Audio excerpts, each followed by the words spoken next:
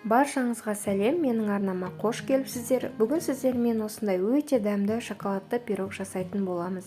Ал сіздер менің арнама тіркелмеген болсаңыз тіркеліп, қоңыраушаны басып қоюды ұмытпаңыздар. Пирогымызды жасау үшін алдыменен қамырын жасап аламыз. Ол үшін бір ыдысқа қант, жұмсақ бөлме температурасындағы сары май және бір жұмыртқамызды салып, қол венчигімен жақсылап бір келтетіп ерігенше араластырып аламыз.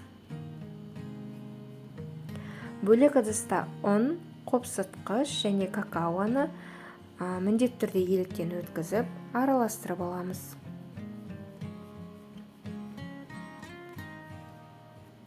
Енді құрғақ затымызды сұйық массамыздың үстіне бірінші бір бөліп, сосын қалғанын салып, осындай лопатканың көмегімен бірінші араластырып аламыз. Қамырымызды бірге бастаған кезде ары қарай қолымызбен жалғастырамыз.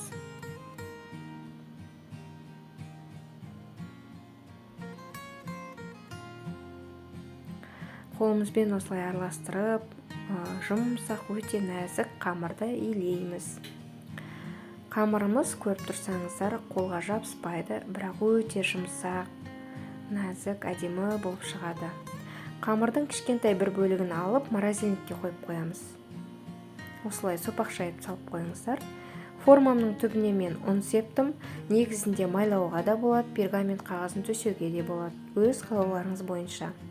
Үлкен қамырымызды осы форманың үстіне жақсылап жайып шығамыз. Бір тегіс етіп, бір келкі етіп, жан-жағының бәріне бірдей болуын қадағалаңыз. Шет-шетінде шығып тұрған қамырларды осылай пышақтың көмегімен кесіп алып тастаймыз. Бұл кесілген ұсақ қамырларды жинап, морозильниктегі қамырға қосып қоямыз.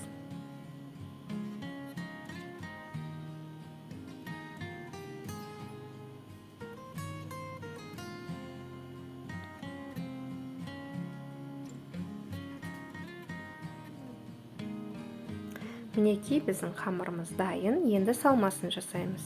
Салманы жасау үшін бір ыдысқа сүзбені, қантты саламыз, қаймақты, сары май, жұмсақ сары май, бір жұмыртқа, жүгері крахмалын салып, негізінде бірден блендермен араластыруға болады. Бірақ мен осылай лопатканың көмегімен бір келкетіп, бір араластырып алуды жөн көрдім. Содан кейін блендердің көмегімен жақсылап езіп, бір келкі сұйық салма болғанша араластырып аламыз. Сұйық дегенде өте сұйық болмайды, бірақ бір келкі болып шығады салмамыз. Мінекей видеода көріп тұрғандарыңыздай салмамыз дайын. Лопатканың көмегімен де тағы бір араластырып жіберіңіздер, түбінде жабысып қалғандары болуы мүмкін.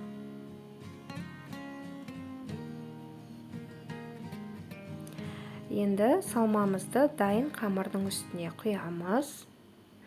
Бетіне мен қарақат жетегін салдым. Кез келген жетекті салуға болады. Немесе жетекті тіпті салмауға да болады, өз қалауларыңызша. Жетектерді осылай барлық жеріне салып шыққаннан кейін морозильниктегі қамырымызды алып, бетіне үккіштен өткізіп шығамыз. Барлық жеріне осылай себелеп, бір келкетіп жасап шығамыз. Жан-жағында түсіп қалған қамырларды да жинап, бетіне жайып, бір келкетіп жіберіңіз. Мінекей дайын. Енді пирогымызды 180 градуста 35-40 минутта пісіріп аламыз. Міне біздің пирогымыз дайын. Өте нәзік, жұмсақ болып шықты, дәмі де керемет болды. Міндетті түрде жасап көріңіздер. Әрлеу жағы өз қалауларыңызша. Мен осылай мандаринмен әрлеп шықтым. Міндетті түрде жасап көріңіздер.